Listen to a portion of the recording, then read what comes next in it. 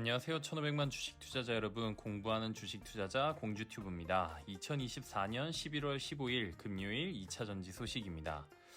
오늘 증시도 트럼프발 악재로 박살이 났네요. 영상을 만들 소스가 있다는 건 반갑지만 좋은 소식이 아니라는 게 슬픕니다. 그래도 좋은 소식이건 안 좋은 소식이건 꼭 알아둬야겠죠? 그 외에도 2차 전지 섹터에 투자하고 계시는 분들께 도움이 될 만한 흥미로운 소식들을 중요한 것만 간추려서 소개해드리고 있으니 아무리 바쁘시더라도 꼭 확인해 두시는 걸 추천해드립니다. 첫 번째 소식은 아시아경제 권혜영 기자님의 대미투자 1위 한국기업 초비상 트럼프 IRA 전기차 보조금 폐지입니다. 도널드 트럼프 미국 대통령 당선인의 정권 인수팀이 인플레이션 간축법에 근거해 전기차 구매 시 제공하는 최대 7,500달러 약 1,050만 원의 보조금을 폐지할 것을 논의 중이라고 다수의 외신들이 14일 보도했습니다. 석유, 가스회사 컨티넨털 리소시즈 창업자인 해럴드 햄, 그리고 더그 버검 노스다코타 주지사가 이끄는 에너지 정책팀이 논의를 주도하고 있다는데요. 트럼프 당선인의 감세 공약 이행에 필요한 재원을 확보하려면 전기차 세액공제 폐지를 통해 예산 절약이 필요하다고 판단해 이 같은 논의를 진행 중이라고 합니다. 트럼프의 임기 초반인 2025년 초에 만료된 세금 감면 법안을 연장하면서 세제 개혁의 일부로 전기차 보조금 폐지를 포함할 경우 공화당 의원들의 광범위한 지지를 얻을 수 있을 것이라고 예상한다고 합니다.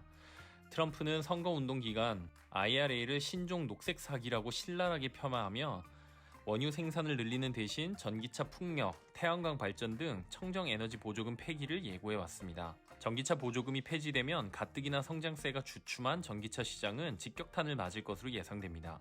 IRA에 따라 보조금 혜택을 받기 위해 미국에 공장을 설립하는 등 대미 투자를 확대해온 반도체, 배터리, 자동차 등 우리 기업들 역시 상당한 타격이 불가피할 것으로 보이는데요.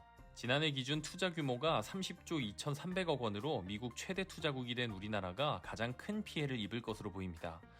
이런 우려를 반영해 오늘 관련 기업들의 주가도 엄청나게 하락하고 있는 상황인데 과연 이대로 정말 IRA가 폐지될지 걱정이 많습니다. 기존에 여러 차례 말씀드린 대로 이미 많은 기업들이 투자를 통해 공장 설립과 가동을 진행 중이고 보조금의 일부는 이미 지급되고 있는 데다 공화당 우세 지역에서 이 프로그램이 인기를 끌고 있는 상황이라 완전 철회하기는 어렵다고 보지만 그래도 트럼프의 공약이기도 한 만큼 일부 축소는 불가피해 보이기는 합니다. 우리나라 기업들의 명운이 걸려있는 만큼 정부도 나서서 뭐라도 해줬으면 하는 바람인데 그런 건 없겠죠? 아직은 정확하게 결정된 것이 없는 만큼 상황을 예의주시하는 것이 유일한 방법이겠네요. 관련 소식 나오는 대로 바로 전해드리겠습니다. 두 번째 소식은 매일경제 추동훈 기자님의 LG엔솔 미국 에너지 기업의 2조 규모 ESS 공급입니다. IRA 보조금 폐지 이슈가 모든 것을 삼켜버린 하루지만 그래도 좋은 소식도 있기는 합니다. LG엔솔이 북미 시장에서 역대 최대인 2조 원 규모의 에너지 저장장치 공급 계약을 체결했다고 밝혔습니다. LG엔솔의 북미 ESS 법인인 LG엔솔 버테크는 미국 재생에너지 기업 테라젠과 최대 8기가와트시 규모의 ESS 공급 계약을 체결했다고 14일 밝혔는데요. 2026년부터 4년간 공급하는데 8기가와트시는 4인 가구 기준 80만 가구가 하루 동안 사용할 수 있는 전력량입니다. 고용량 LFP 롱셀이 적용된 컨테이너형 조립식 제품으로 용도에 따라 맞춤형 구성이 가능하다는 점이 큰 장점입니다. 제품은 전량 북미 현지에서 생산하며 북미뿐만 아니라 전 세계로 ESS 사업 역량을 확대해 나가는 기회로 삼을 계획이라고 합니다.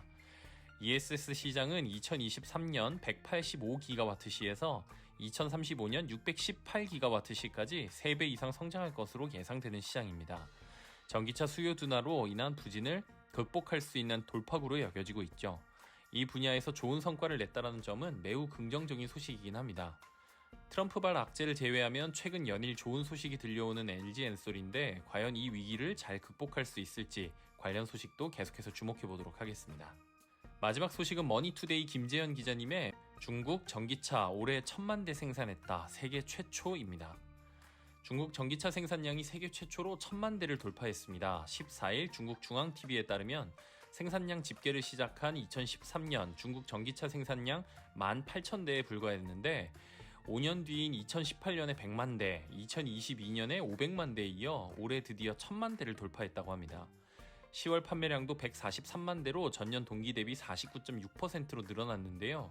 중국 승용차 시장에서 전기차 판매 비중은 7월 51.1%로 처음 50%를 돌파한 이후 10월까지 4개월 연속 50%를 상회하고 있습니다.